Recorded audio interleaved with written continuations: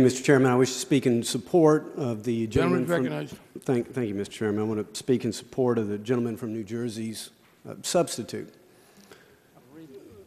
The number one job of this government, of this Congress, of this committee ought to be jobs.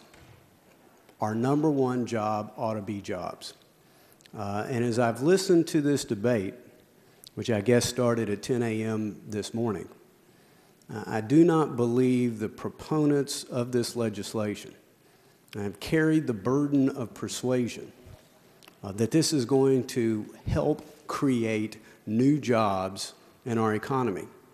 Quite the opposite. What we hear is increased capital standards for people who are trying to curtail risk.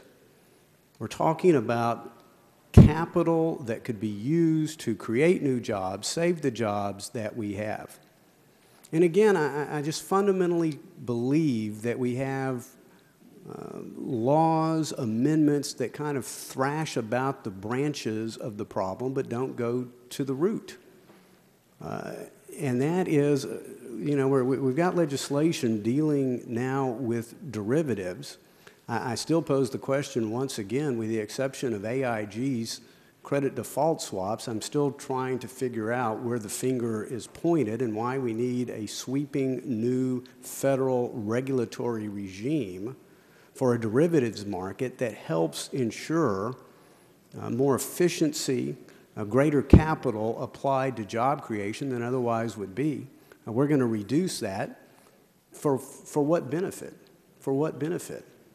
Again, the regulatory authority was there with OTS. Again, perhaps not the expertise, perhaps not the courage, perhaps they were negligent, but they had the regulatory authority. And as we know, the FDIC has the authority to take prompt corrective action.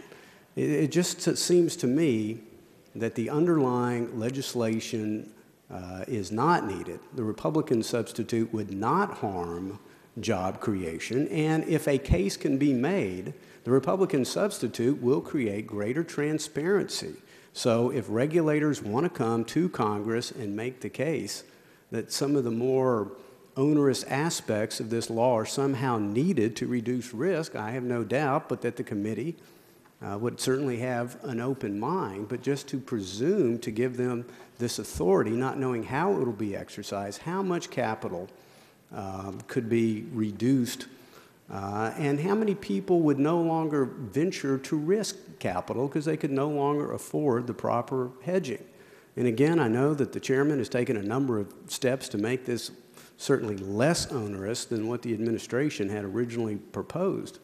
But at the end of the day, I do not think the burden of persuasion at a time where 3 million of our countrymen have lost their jobs since January, when we're having almost 10% unemployment, the greatest unemployment in 26 years, the first thing we need to do is get out of this recession.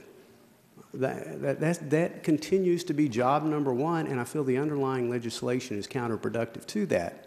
And so I would certainly urge all of my colleagues to support the Republican substitute as offered by the gentleman from New Jersey, and I yield back the balance of my time.